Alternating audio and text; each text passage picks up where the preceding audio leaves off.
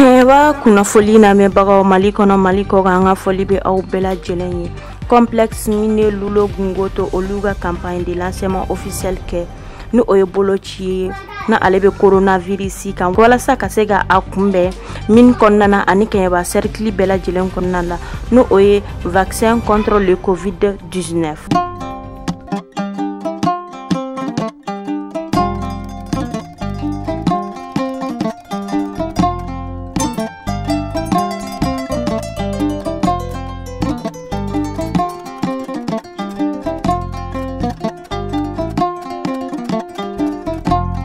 Nin campagne de lancement de vaccination contre coronavirus bana ne woye boloti ye coronavirus bana keleli hukumu konnala ni min doro complexe Lulo Gungoto ne ga soro wolu yake akera ni mekalo intle mugani fla samba fla ani mugani kele na kera Lulo yere complexe wolu ka min konnala uga Dr. So membe Wobara nyunu kunye kase kamenye coronavirus bana namba fama COVID-19 o charuni kumbene kunyuma na anga Kɛnɛba cercle konnala kren nyala mini yere konnala wobara nyunu konnala anga nyiningali sera mini yere o Dr. Nyamama ani barakela menbi ka foli bawe ani mo baw fle bololo san felala ka foli bube femi coronavirus bana do bana min damela en fait salon ni a jateminɛ ay mɔgɔ caman sɔrɔ ay dadi kɛ mɔgɔ caman ni na fɛnɛ fura kun t'a la a yɛrɛ b'a dɔn mais ala nana ka n'a ye diɲɛ kɔnɔ fɛn dɔw sɔrɔ la n'a bɛ f'o ma vaccin o vaccin kun ye jumɛn ye n'ale kɛra a ka ca ala fɛ bana in t'i sɔrɔ i ni banabaatɔ gɛrɛla ɲɔgɔn na ala k'an kisi n'a y'i sɔrɔ bana tɛ juguya ka sa se yɔrɔ la yɔrɔ min bɛ se ka na ni i ni ka dankari ni na o de ye vaccination ye nafaba yɛrɛ yɛrɛ depuis a daminɛla diɲɛ kɔnɔna la Mali kun ye dosi dɔw sɔrɔ mois de mars la jamana yɛrɛ u kun y'a daminɛ Bamako u ye a bɛ kalo kelen ni tile damadɔ bɔ Bamakokaw y'a kɛ Bamako kɔn fɛ sisan jamana y'a ɲini ka a yari jamana ville damadɔ kɔnɔna la ou bien cercle damadɔ kɔnɔna la ala nana ka n'a ye an ka cercle sɔrɔ o kɔnɔ n'o ye Kɛnɛba ye Kɛnɛba kelen k'a sɔrɔ ayiwa an fana wulila ka se Kɛnɛba dɔgɔtɔrɔso ɲɛmɔgɔw ma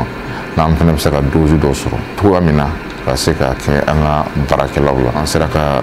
bi choisi ka bi kɛ a lancement ye officiel ye an ka mine kɔnɔna la n'o de ye boloci ye mais Kɛnɛba yɛrɛ kun ye lancement officiel ye o kun ye le 17 di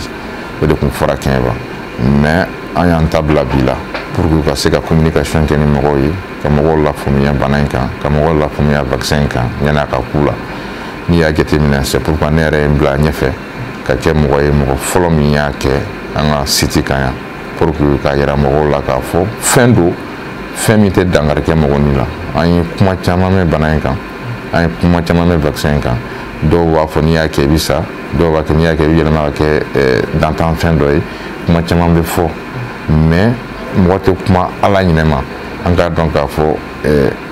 pour le moment an fɛn fɛn y'a kɛ ne o ne dɔgɔtɔrɔ ɲɔgɔnw ne kɔni ma mɔgɔ ye mɔgɔ min ko a ye dankariw ni la ou bien ko ye problème gɛlɛman sɔrɔ fɔlɔ welewelekan de b'an bolo ka se mɔgɔw ma parce que vaccination in fɛnɛ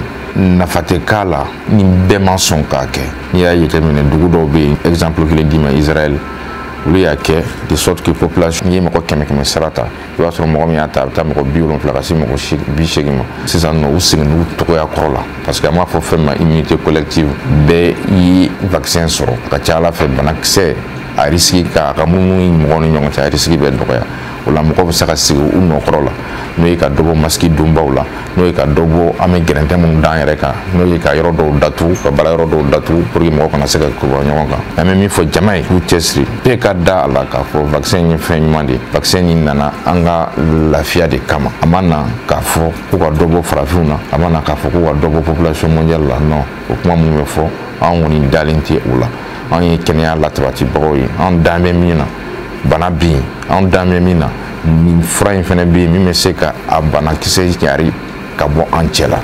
an dan b'o de la bɛɛ ka wuli k'i ka vaccination kɛ a kɛra Kɛnɛba dugu kɔnɔna ye o a kɛra an ka baarakɛla ye o a kɛra Mali fan o fan ye a dayɛlɛlen bɛ yɔrɔ o yɔrɔ bɛɛ ka wuli ka se vaccination kɛla ninnu ma ka vaccin kɛ. Min bɛ n bolo k'a fɔ boloci nin kan o ye ka weleweleda kɛ baarakɛla bɛɛ lajɛlen ye parce que n'i ye coronavirus ta depuis a donna an fɛ yan an mun ye mini ye an kɛn bɛ ka ta bolo fila la depuis baara in daminɛna depuis mois de mars 25 mars depuis a déclaré la ko coronavirus b'an fɛ yan min ye procédure bɛɛ bila sen kan toutes les procédures sanitaires min bɛ mɔgɔw la kɛnɛya min bɛ mɔgɔw tanga ani mesures bɛn depuis o daminɛ fɔ bi an san kelen dɔn y'o ko kɔnɔ mɔni parce que an y'a ye sisan masque ni fɛnw ni bololafɛnw bɛ ka mɔgɔw degun an ye laɲini kɛ ne yɛrɛ bɛ commission covid la chaque vendredi an b'a kuma fɔ an ye laɲini kɛ vaccin ko la ala barika la société fana ye cɛsiri ka na ni vaccin an fana don jeudi ka bɔ bi ma an ye campagne kɛ an ye baarakɛlaw sensibiliser kunnafoni min bɛ ka fɔ réseau sanfɛ u ko to yen an bɛɛ ɲɛ bɛ tiɲɛ bi depuis bana nin bɛna don min na an y'a mɛn ko dɔw b'a fɔ ko n'i ye nasiji dɔw kɛ fura la k'a tɛ silamɛ minɛ an tɛmɛn'o bɛɛ etape kan bi a b'an fɛ yan a bɛ ka mɔgɔw faga moi je crois que mun bɛ fɔ ani min bɛ kɛ kelenw tɛ ne ka welewele kan da bɛ kɛ baarakɛlaw ma fɔlɔ vraiment bɛ gungo to baarakɛla bɛɛ lajɛlen wele sous-traitant fara société mère kan bɛɛ ka nin vacciner pour que banajugu min filɛ nin ye a kɛ kisi parce que an ye contacte b'anw ni étrangers cɛ ka tɛmɛ population bɛɛ kan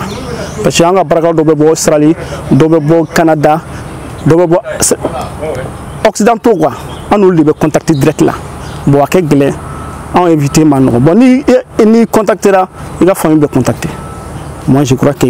weleweleda bɛ ne bolo bi k'a fɔ baarakɛlaw ye u kana vacciner k'u la denbaya vacciner. Ne ye ka vaccination kɛ d'ailleurs carte filɛ min b'a yira k'a fɔ ko n ye vaccin piqûre kɛ bon a filanan ye min ye a diyara ne ye kojugu parce que an b'a dɔn bɔcogo t'an na bana in bolo ni vaccination tɛ donc an ka laɲini ye min ye mɔgɔ bɛɛ k'i vacciner pour que au moins an ka se k'an débarrasser ka bɔ bana in na bana in kɛra sababu ye ka baara caman jɔ ka sɔrɔw la ɲɔngiri a gɛlɛya bɛ fan bɛɛ fɛ mais gɛlɛya in kɛlɛcogo kelen pe min b'a la o ye vaccination ye o ye ne ka conviction ye ne dar'o la n dar'a la ko bana in bɛ yen n dar'a la fana k'a fɔ fura kelen min bɛ bana in na o ye ka taa i yɛrɛ vacciner n'an b'a fɔ o ma bamanankan na ko boloci n'i y'i bolo ci a ka ca ala fɛ bana in e bɛ se ka tanga a ma i bɛ se ka mɔgɔ wɛrɛ tanga nka n'an ma boloci in kɛ bancogo tɛ bana in na parce que fura t'a la a kunbɛn n'a ye boloci dɔrɔn de ye ne y'a kɛ sisan n ma degun foyi y'a la n bɛ bɛɛ wele n baarakɛɲɔgɔn bɛɛ ani maliden bɛɛ ka bɔ k'i yɛrɛ vacciner pour que an ka se ka bana in kɛlɛ ka bɔ jamana kɔnɔ.